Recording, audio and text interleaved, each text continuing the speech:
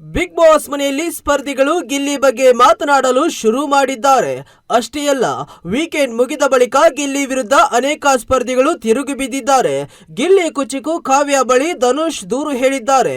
ಅಶ್ವಿನಿ ಇದ್ರೆ ಗಿಲ್ಲಿಗೆ ಮೈಲೇಜ್ ಎಂದಿದ್ದಾರೆ. ಅಷ್ಟಕ್ಕೂ ಧನುಷ್ ಹೇಳಿದ್ದೇನು? ಹೌದು, ಗಿಲ್ಲಿನೇ ಕೆದಕಿ ಅಶ್ವಿನಿ ಹತ್ರ ಜಗಳ ಮಾಡ್ತಾನೆ.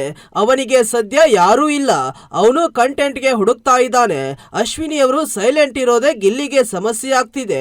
ಅಶ್ವಿನಿ ಅವರಿಗೆ ಇದು ಸಮಸ್ಯೆಯಲ್ಲ, ಗಿಲ್ಲಿ ಅವರಿಗೆ ಸಮಸ್ಯೆ. ಅದು ಎದ್ದು ಕಾಣಿಸುತ್ತಿದೆ. ಸುದೀಪ್ ಅವರು ಆ ಲೈನ್ ಚೇಂಜ್ ಮಾಡಬೇಕು. ರಘು ಅವರಿಗೆ ಗಿಲ್ಲಿ ಇದ್ರೆ ಮೈಲೇಜ್ ಅಂತ, ಅಶ್ವಿನಿ ಇದ್ರೆ ಗಿಲ್ಲಿಗೆ ಮೈಲೇಜ್ ಎಂದಿದ್ದಾರೆ. Ashwini Gowda women card play ಮಾಡಲು ಹೋಗಿ ಸುದೀಪ್ ಅವರ ಹತ್ರ ಉಗಿಸ್ಕೊಂಡಿದ್ರು. ಅಲ್ಲಿಂದ ಅವರು ಸೈಲೆಂಟ್ ಆಗಿದ್ದಾರೆ. ಗಿಲ್ಲಿ ಗೆಲ್ಲುವುದು ಕನ್ಫರ್ಮ್. ಅವರಿಗೆ ಯಾರ ಮೈಲೇಜು ಬೇಡ, ಅವರು ಇದ್ರೇನೆ ಬಿಗ್ ಬಾಸ್ಗೂ ಮೈಲೇಜ್. ನಿಮ್ಮೆಲ್ಲರಿಗೂ ಮೈಲೇಜು. ಸುಮ್ಮನೆ ಅವರ ವಿರುದ್ಧ ಮಾತನಾಡಬೇಡಿ ಎಂದು ಫ್ಯಾನ್ಸ್ ಕಮೆಂಟ್ ಹಾಕುತ್ತಿದ್ದಾರೆ. ಗಿಲ್ಲಿಗೆ ಮಂಜು ವಾರ್ನಿಂಗ್. ಹೌದು, ನಮ್ಮ ನೆಲ್ಮೆಯ ಮಹಾರಾಜ ಮಂಜು ಅವರಿಗೆ ಕಂಕಣ ಭಾಗ್ಯ ಕೂಡಿ ಬಂದಿದೆ ಎಂದು ಬಿಗ್ ಬಾಸ್ ತಿಳಿಸಿದ್ದಾರೆ. ಆಗ ಎಲ್ಲರೂ ಓ ಎಂದು ಕಿರಿಚಿದ್ದಾರೆ. ಆದರೆ ಗಿಲ್ಲಿ ನಟ ಮಾತ್ರ ಎರಡನೇದ್ದ ಮೂರನೇದ್ದ ಎಂದು ನಗೆ ಚಟಾಕಿ ಹಾರಿಸಿದ್ದಾರೆ. ಆಗ ಗಿಲ್ಲಿ ಕಡೆ ಮಂಜು ಲುಕ್ ಕೊಟ್ಟಿದ್ದಾರೆ.